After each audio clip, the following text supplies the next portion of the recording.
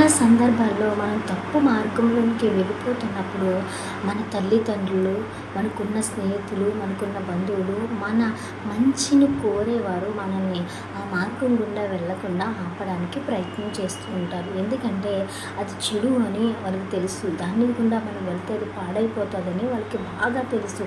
కానీ ఏదైతే చెడు అని మనం అనుకుంటున్నామో అది మనకి మంచిగా అనిపిస్తుంది కాబట్టి మనం ఆ మార్గం గుండా వెళ్తున్నాము. అందుకే మన తల్లిదండ్రులు మనకి అది ఆ మార్గం గుండా వెళ్ళదని చెప్పినప్పుడు మనం వినకుండా మార్గంలోకి వెళ్ళిపోయి పాడైపోయిన స్థితిలోకి దిగజారిపోతూ ఉంటాం. అలాగే బైబిల్ గ్రంథం కూడా ఇలా చెప్తుంది. సామెతలు 7వ అధ్యాయము 1-2 వచనాల్లో, నా కుమారుడా, నా కుమార్తె, నా మాటలు నీ మనసును ఉంచుకుని అన్నా నువ్వు తప్పు మార్గంలోకి వెళ్ళకుండా నా ఉపదేశం నీ హృదయంలో ఉంచుకుంటే నువ్వు ఏది కరెక్టు అనుకుంటున్నావో అది రాంగులోనికి వెళ్ళకుండా దేవుడు మనల్ని తప్పిస్తానని ఈ రాత్రి దేవుడు